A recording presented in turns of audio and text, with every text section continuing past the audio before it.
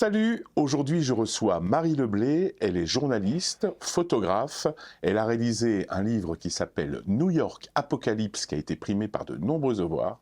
On le découvre tout de suite dans Love Light.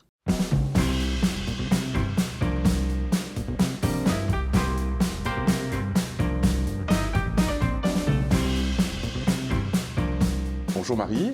Bonjour Alex. Alors d'habitude on est dans notre studio, aujourd'hui c'est un petit peu différent puisqu'on est en fait à New York, dans les locaux de l'Alliance française qui nous a reçus. Avant de rentrer dans le vif du sujet de cet ouvrage, il faut resituer un peu le contexte. Tu vis à New York et tu as réalisé sur une période de combien? Ça part d'une période qui part du 16 mars 2020, ça va parler à beaucoup de gens. Qui est un petit peu la référence sur le calendrier qui nous concerne, d'où qu'on soit de par le monde. Donc le début du confinement selon les pays jusqu'à fin juillet 2022. Donc ça couvre une période d'un peu plus de 2 ans, 2 ans et demi. Tu as la baseline Big Apple comme vous ne l'avez jamais vu. Oui. Donc New York effectivement vu sous des angles complètement différents. Oui. Et inédit. Et ces 2 années dont tu parles finalement sont segmentées en plusieurs époques. Oui. Puisqu'on va commencer à avoir la pré-pandémie entre guillemets, oui. où on sent que New York commence un petit peu à s'agiter, on sent qu'il y a des choses. Et puis tout à coup, eh bien, tout s'arrête. Tout s'arrête et ça m'amène justement sur une des premières photos qu'on trouve dans ton livre, notamment le World Trade Center qui est complètement vide. C'est un lieu qui fourmille de touristes. Pourquoi ? Parce que il est à proximité de ce qu'on appelle les fontaines aujourd'hui, des lieux où sont tombées les tours. Et en l'espace de 24-48 heures, tout s'arrête, il se vide, d'où cet effet de clinique comme ça. Complètement tout blanc. Et complètement blanc. Et un jour, je descends, j'arrive et je vois un jeune homme traverser le mall seul au milieu de nulle part en capuche. Je dis c'est ma photo. Oui, elle est absolument fantastique cette photo. Une autre photo aussi qui surprend quand on connaît un petit peu New York, c'est le métro. Les métros new-yorkais fonctionnent 7 jours sur 7, 24 heures sur 24. Et du jour au lendemain, les personnes, le télétravail démarre à New York, comme dans beaucoup de villes de par le monde, et les gens désertent soudainement le métro new-yorkais, ce qui a d'ailleurs valu à la ville de New York de perdre beaucoup d'argent, et laisse place, je dirais, aux personnes sans abri pour beaucoup. Et à un moment donné, il le ferme. Et quand tu prends cette photo là, oui. on est quoi? On est le soir, la journée? On est aux heures de pointe. On est aux heures de pointe. Oui, ça a provoqué chez moi une espèce d'état de sidération. Pas que là, mais le métro en a fait partie. Ouais. Alors, on le disait en préambule, ton métier au départ, c'est d'être journaliste. Oui. Et du coup, en fait, tu couvres finalement tes reportages avec la photo. Avec la photo. Alors toi, tu as une technique un peu particulière, c'est-à-dire que tu travailles avec une optique fixe. C'est ce que tu m'expliquais, 50 mm, 35 mm. C'est exactement ça. Tu as ton Canon à la main et tu essayes de faire les cadres. Oui. Et surtout, tu me le disais, tu retravailles très peu tes photos finalement. Oui. Souvent, Cartier-Bresson disait, aucune comparaison de mon travail avec celui de Cartier-Bresson, je vous rassure. Hein. Simplement, c'est que j'aime bien cette phrase quand il dit, c'est pas la photo, c'est pas vous qui prenez la photo, c'est la photo qui vous prend. Et j'aime cette sensation-là. C'est une période, cette période-là, crise sanitaire, en plus, vous savez, c'est une période qui renvoie, c'est à la vie, à la mort, à la maladie, à la perte d'un être cher. Donc on rentre dans une espèce de tunnel d'émotions dont on ne voit pas jamais la petite lumière s'allumer. On se dit quand est-ce qu'un jour on verra la lumière au bout du tunnel. Et c'est 2 ans comme ça. Et du coup j'aime saisir l'instant. Et à travers ça, du coup je suis pas une Marie-Filtre. Je donne souvent l'exemple de l'Ukraine, des photos extraordinairement et dramatiquement magnifiques, où le marron passe au vert, le vert passe au bleu. Et ça fait aussi partie des grandes tendances. L'évolution de la photo, c'est aussi ça, et beaucoup de journaux aiment ça. Moi, j'aime que présenter une photo qui vous met en situation, mais qui permet à la personne de s'identifier comme s'il l'avait pris elle-même, en fait. Oui. Alors justement, tu fais pas beaucoup de retouches, mais par contre, ça t'arrive parfois, et on a des exemples dans cet ouvrage, Oui, de photos noir et blanc. absolument, oui. Pourquoi justement tu bascules ces photos en noir et blanc? Je voulais mettre en avant et en évidence et marquer certains événements tout au long des chapitres, distinguer en fait et mettre un petit peu plus d'accent sur une photo en la passant en noir et blanc. Par rapport au reste, c'est comme des marque-pages quelque part, Oui, quoi, hein, d'accord. pour un petit peu appuyer sur un événement et le mettre en lumière En quelque lumière, part, justement. mais à travers le noir et blanc. On est tout à fait dans la photo de reportage, comme tu le dis très bien, avec cette photo qui correspond à un chapitre important dans ce livre qui s'appelle New York se prépare au pire, où là on voit ces tentes qui sont dressées, qui étaient en fait finalement les tentes qui avaient été au départ mises pour le 11 septembre et qui ont été ressorties, c'est ça? Exactement. C'est ce qu'on voit? En fait, pour le 11 septembre, il faut savoir que les hôpitaux étaient débordés, la panique était telle qu'il fallait trouver des solutions. Donc, les fameux stands du 11 septembre étaient, pour expliquer, pour que les gens comprennent un petit peu la vocation et pourquoi ces images, étaient en fait des morgues temporaires. Et quand j'ai eu cette info, je me promène dans le secteur des hôpitaux sur la première avenue et j'assiste à l'installation à la nuit tombée de ces tentes sur un parking coincé entre le NYU Hospital, qui sont des énormes entités hospitalières, et le Bellevue Hospital. Et ça, un petit peu à la discrétion des New-Yorkais, parce qu'évidemment que les personnes qui les installaient savaient l'effet que ça allait provoquer auprès des New-Yorkais. Et le lendemain, les New-Yorkais se réveillent, les tentes du 11 septembre sont ressorties, mais on ne sait pas pourquoi. Ouais. On nous annonce un pic, c'est-à-dire un débordement de l'épidémie au mois d'avril 2020. On est début avril 2020, les choses s'anticipent, s'organisent, se mettent en place. On installe des tentes, y compris dans Central Park, ce qui là fait carrément trembler l'Amérique. Et là, tout d'un coup, les New-Yorkais se réveillent, le cauchemar recommence. Donc tu saisis l'instant, tu saisis ces tentes, C'est etc. ça. On a aussi une autre image dans ce livre, enfin il y a plusieurs images qui m'ont frappé, et notamment cette Park Avenue, Oui. cette image de Park Avenue où en fait tout est vide, tout est Oui. désert, Oui. on est en pleine pandémie encore une fois, Oui. et donc là tu saisis l'instant dans cette immensité.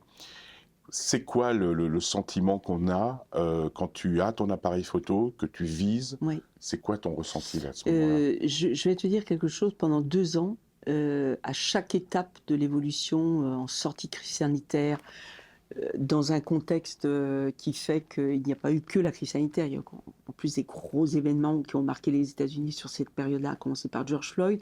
On est dans une période électorale, il ne faut pas l'oublier. Avec Trump qui Donald arrive, Trump qui est qui était président président sortant. et qui fait tout, qui veut absolument, coûte que coûte, être réélu.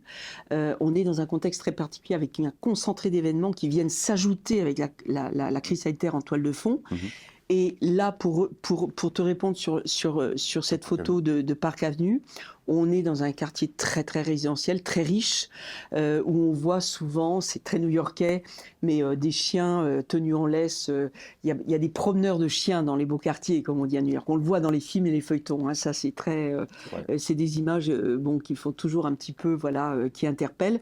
Et c'est des quartiers où les gens ont des lofts, des appartements très coûteux. Ils ont leurs appartements en Floride, comme les gens très riches en France ont leur appartement à Cannes.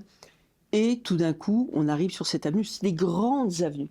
Et tout d'un coup, je me dis, je suis où? Je suis à San Francisco ou je suis à New York? Parce que c'est un petit peu vallonné, en particulier Park Avenue et Madison qui se trouvent à côté.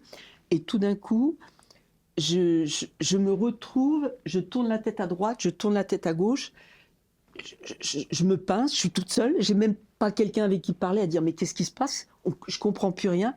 Et je me retrouve dans cet état de sidération, ce que je n'ai jamais ressenti à New York. C'est bouillonnant, il y a les taxis, il y a les piétons, il y a les livreurs, il y a les coursiers, il y a les bouchons. Et tout s'est arrêté, en fait, tout s'est arrêté. Et ces personnes en particulier qui très vite vont quitter la ville. Ouais. Alors il y a un chapitre dans ton livre qui est bouleversant, où on sent vraiment ton côté journalistique et de ressaisir l'instant. Ce sont tous ces véhicules frigorifiques qui sont... c'est une photo, moi, qui me touche énormément. Elle est remplie, quand on connaît l'histoire, on sent qu'il y a quelque chose. Tu peux nous en dire deux mots d'un petit peu de cette photo? Oui, tout à fait, parce que ayant assisté à l'installation de ces tentes à la nuit tombée, comme je te le disais à l'instant, évidemment que cette tournée des hôpitaux devient tous les jours, parce que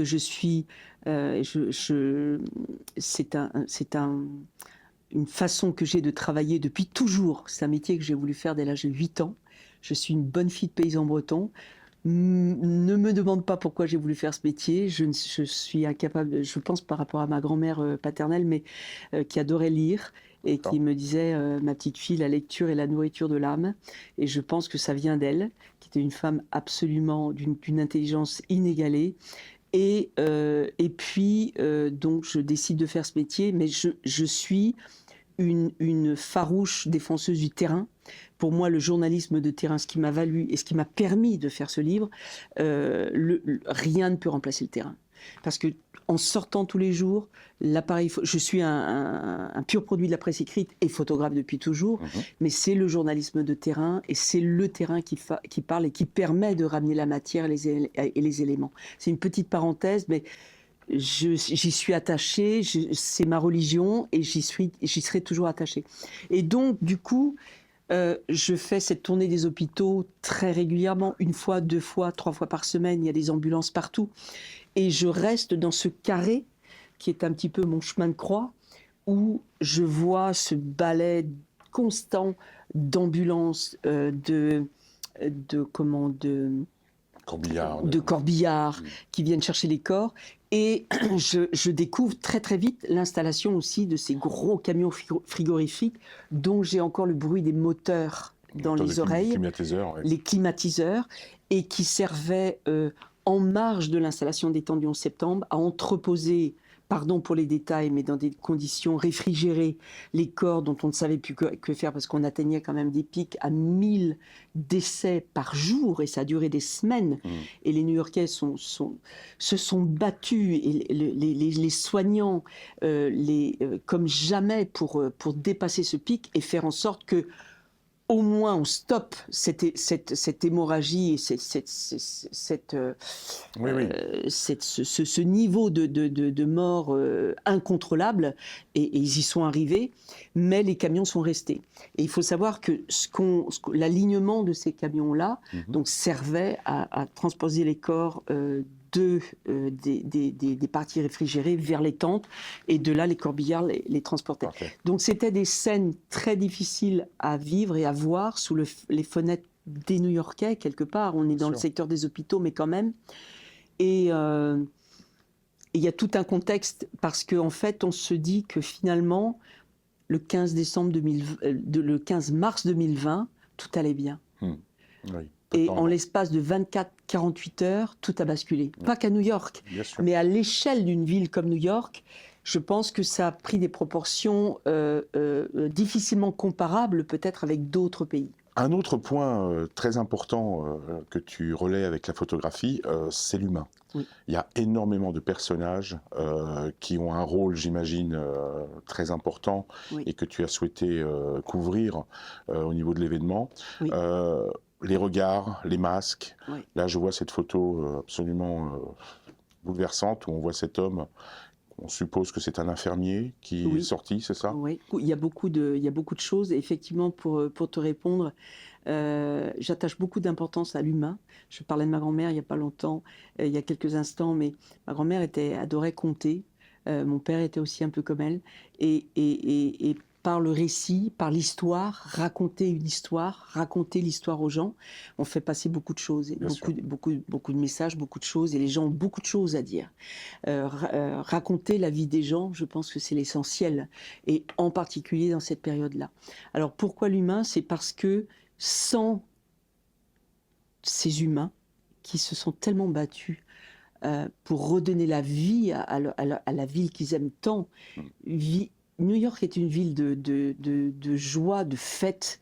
C'est la ville des cocktails, c'est la ville des rooftops, c'est la ville de la fête. Et je pense que sans ces personnes-là, sans les travailleurs de l'ombre, auxquels je dédie, ainsi qu'au personnel soignant, plus à mon fils, bien sûr, à qui je dédie ce livre, sans les petites mains, sans tous ces travailleurs essentiels, on n'était pas obligé de rester confinés. Les gens l'ont fait, les gens se sont autodisciplinés et on nous disait, je me suis comptée parmi eux, les gens qui étaient dans la nécessité d'aller travailler dehors pouvaient le faire. Et je me considère ni comme une héros, journaliste avant tout, mais surtout travailleur essentiel, travailleur de l'ombre. Parce que ces personnes, elles m'ont permis de tenir également. Et je le dis aussi dans ce livre, parce que ça a été une période difficile où on se sent isolé. On est seul au milieu de tout le monde. Chacun pense à l'autre, à sa famille, à soi-même, la peur de ce virus dont on connaît pas rien grand-chose. ou pas grand-chose.